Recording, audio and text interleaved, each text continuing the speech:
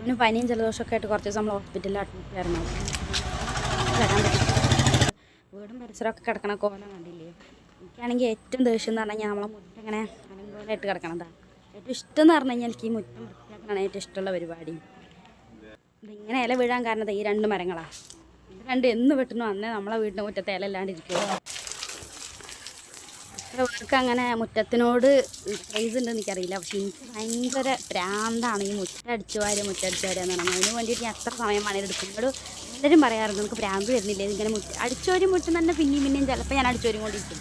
അത് എനിക്കൊരു ഇതാണത്. എന്താണെന്ന് എനിക്ക് പറയാൻ പറ്റില്ല. അത് ആ ഒരു മുറ്റത്തിങ്ങനെ എന്തെങ്കിലും ഒരു ചെറിയ സാധനം കിടക്കുകയാണെങ്കിൽ അപ്പം ഞാനത് അടിച്ചു വരും. വീട്ടിനകത്ത് ചിലപ്പോൾ ഞാൻ അങ്ങനെ അടിച്ചു വരി കൊള്ളുന്നില്ല. മുറ്റം അതെനിക്ക് ഭയങ്കര മസ്റ്റാണ്. പോലെ അങ്ങനെ ആരെങ്കിലും ഉണ്ടോ എനിക്കറിയില്ല. ഈ മുറ്റത്തിനെ പ്രേമിച്ചവർന്നൊക്കെ നമ്മൾ ഇൻസ്റ്റാഗ്രാമിലൊക്കെ കാണുമല്ലോ. അങ്ങനത്തെ ആ ഒരു ഭ്രാന്തുള്ള കൂട്ടം. പിന്നെ അടിച്ചു വരാമെന്ന് പറഞ്ഞു കഴിഞ്ഞാൽ വെറുതെ ഇല മാത്രം അടിച്ചു വരാം അങ്ങനെയല്ല. ഇലയും പൊടിയും അവിടെ എന്തൊക്കെ ഉണ്ടോ അതൊക്കെ ഞാൻ അടിച്ചു വാരി കൊണ്ടുപോകും. അവിടെ എന്തെങ്കിലും ഉണ്ടോ അല്ലെങ്കിൽ അവിടെ എന്തെങ്കിലും ബാക്കി വെക്കണം അതൊന്നും ഞാൻ നോക്കും. അങ്ങനെ ഞാൻ അടിച്ചു വരാറ്. പിന്നെ മെയിനായിട്ടുള്ള കാര്യമാണ് ചാണകം. പിന്നെ അങ്ങോട്ട് പോകാൻ പാടില്ലല്ലോ. ചിലർക്ക് അങ്ങനെ ചാണകം തേക്കുന്ന ഇഷ്ടം ഉണ്ടായിക്കൊള്ളുന്നില്ല. പക്ഷെ എനിക്ക് ഭയങ്കര ഇഷ്ടമാണ് ഈ മുറ്റത്ത് ഇങ്ങനെ ചാണകം മെഴുകുക. നമ്മൾ ചെറുപ്പം മുതലേ അതങ്ങനെ ഒരു ശീലമായി വന്നുകൊണ്ടാണ് എന്തോന്ന് എനിക്കറിയില്ല. പക്ഷെ എനിക്ക് മുറ്റത്ത് ഇങ്ങനെ അടിച്ച് പൊടി മുഴുവൻ അങ്ങനെ ആക്കില്ല.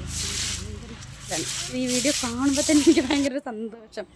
കണ്ടോ, ഇത് പിറ്റേ ദിവസത്തെ രാവിലത്തെ വ്യൂ ആട്ടോ. നല്ല രസമല്ലേ.